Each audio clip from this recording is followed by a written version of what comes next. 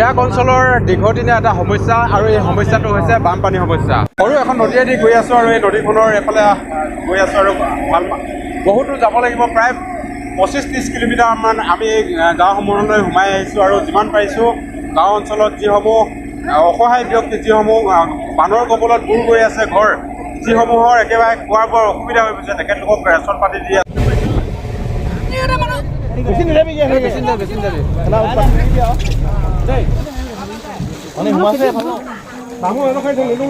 গোটেই ৰাস্তা পদূলি পানী হ'ল আৰু এই ঘৰখনৰ পৰিৱেশটো আপোনালোকক দেখুৱাই আছোঁ। আজি আপোনালোকক দেখুৱাব গৈ আছোঁ জিৰাক অঞ্চলৰ কেইবাখনো গাঁও আচলতে বানৰ কবলত আছে। বাঢ়নি পানীৰে গোটেই ঘৰ বাৰী সকলোবিলাক বোৱাই পেলাইছে আৰু তাত গৈ আছে। আৰু এই অঞ্চলত যিসকল লোকে বসবাস কৰিছিল, যিকেইখন গাঁও এতিয়া বৰ্তমান বাঢ়নি পানী হৈ আছে আৰু সেই গাঁওকেইখনৰ লোকসকল যথেষ্ট খাদ্য সংকটত পৰিছে আৰু তেখেতলোকক অকণমান সহায় কৰিবৰ কাৰণে আগবাঢ়ি গৈছোঁ আৰু যাত্ৰা কৰিছোঁ এখন নাৱেৰে। আৰু ইয়াতে খাদ্য সামগ্ৰীবোৰ লৈ যাব লগা হৈছে। ইফালৰ পৰা গাড়ীও নাহে, কিন্তু ইমান কষ্টৰে আমি লৈ গৈছোঁ আৰু লগত এই সতীৰ্থসকলক মই অকণমান আপোনালোকক অকণমান দেখুৱাই দিবৰ কাৰণে চেষ্টা কৰিছোঁ। সকলোবিলাকে আমি একলগ হৈ তেখেতলোকক সহযোগিতা আগবঢ়াবৰ কাৰণে গৈ আছোঁ।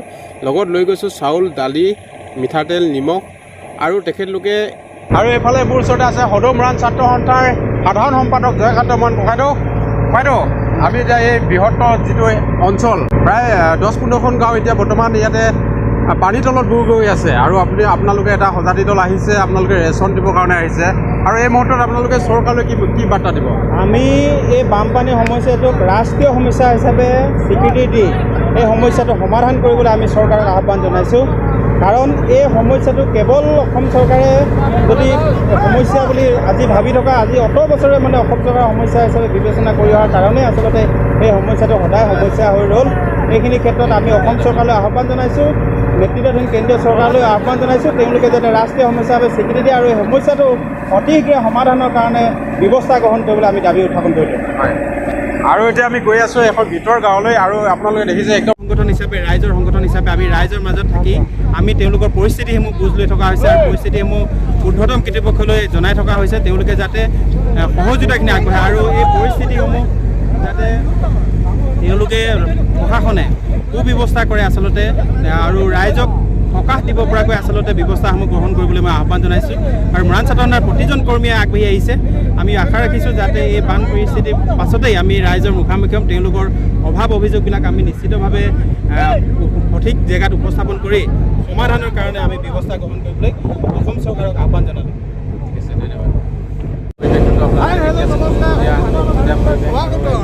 মজা।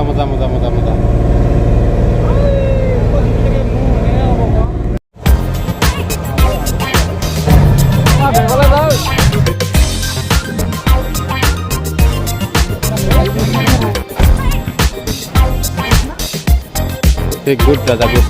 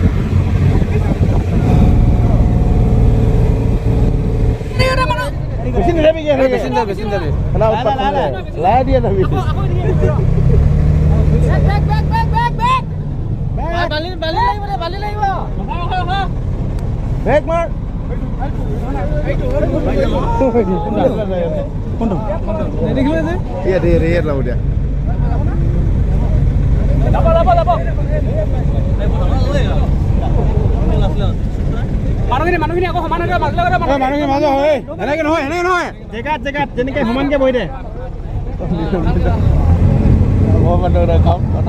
পানী লাগিলে নেকি ককাই? একদম ঘৰ কাষতে সুধি ল'লে যে। আগতে সুধি লৈয়ে পাই নাই অঁ 10 বছৰ 12 বছৰ মূৰত তেনেকৈ ধৰণৰ পানী আকৌ আহিয়ে যায় হয় আমাৰ মানে নিৰূপায় কৰি পেলাই আৰু ৰাস্তাটো গোটেইটোৱে পানী বৈ আছে ন পানী বৈ আছে অঁ পানী লৈ গৈছে আপোনালোকৰ এই টেঙাপানী এই গাঁওখনত কিমান ঘৰমান মানুহ আছে মানুহ মোটামুটি আমাৰ 150-200 ঘৰমান মানুহ আছে 150-200 ঘৰমান আৰু প্ৰত্যেকৰে এইটোৱে অৱস্থা ন একেটাই অৱস্থা আছে হয় গোটেই গাঁওখনতে এনেকুৱাকৈ ক'ৰবাত পানী লৈ গৈছে ক'ৰবাত থাকিবলৈ উপায় নাইকিয়া কৰিছে